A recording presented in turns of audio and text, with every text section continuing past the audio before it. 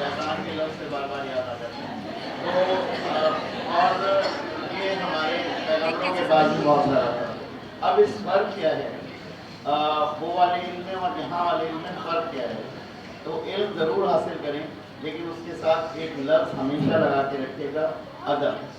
اگر علم ادب کے ساتھ ہے تو آپ کا شمار انبیاء میں ہوگا، اور اگر علم کے ساتھ ادب نہیں ہے تو آپ شیطانی راستوں پہ خود بھی چلے جائیں گے.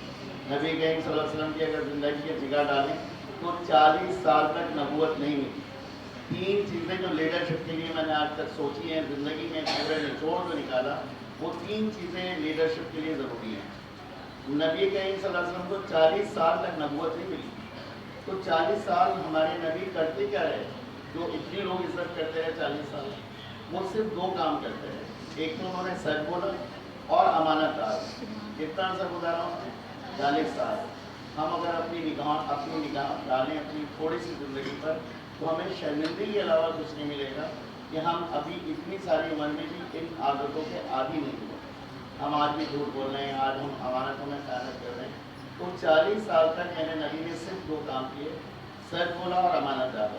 پھر اللہ تعالیٰ نے نبوت دی تو ساری قوم مسجد جو ان کے خلاف ہو گئی، اور اتنا ان پر ظلم اور ستم ڈھائے گئے کہ ان کے دندان مبارک کو پتھر مار مار کے شہید کر دیا، انہوں نے ان کو گرا دیا. اور اس کے بعد اتنا ان پر ظلم ستم تھا کہ خواتین بچے ان پر پتھر برساتے تھے، ان پر کوڑا کرکٹ پھینکتے تھے. لیکن قربان کا یہ انداز تھی کہ انہیں بدوائیں دینے کا بجائے ان کے ہاتھ میں کیا کرنا ہے؟ دعائیں کرنا. اور پھر جب فتح مکہ ہوا کہ دشمن ڈر گئے کہ اب ہماری سب کی گردنیں کیا ہوں گی، گن سے جدا ہو جائیں گی. لیکن انہوں نے پھر تاریخی لیڈرشپ کا ایک تاریخی عمل دہرا دیا. انہوں نے ان سب کو کیا کر دیا؟ معاف کر دیا. تو اس کا مطلب لیڈرشپ کی صرف 3 کوالٹیز ہمارے سامنے ہیں: سچ بولنا، ایمانت دار رہنا، اور اگر آپ کو منصب مل جائے تو اس کے بعد دوسروں کو کیا کرتے ہیں؟ معاف کر دینا. تو امید اس امید کے ساتھ کہ انشاءاللہ آپ ایسے ہی زندگی گزاریں گے اور اچھے رزلٹ کے ساتھ آئیں گے. اور وہ ہر سال میں بچوں کے لیے کہہ دیتا ہوں، آپ کے لیے بھی ضرور کہوں گا: علم نے کوڑے رگیدہ کیا اور نہ مرا، علم نے زہر کا پیمانہ پیا اور نہ مرا، علم سقراط کی آواز ہے میں عیسیٰ کا رہوں، علم گہوارہ ہو سیار ہو انجام نہ ہو، علم نہیں قبر کے ماں کے آنسو، علم عباس علمدار کے زخمی بازو، واقعہ اس میں قطرے کو ڈرس جائے گا، جو ان اشکوں پہ ہنسے گا وہ ڈرس جائے گا.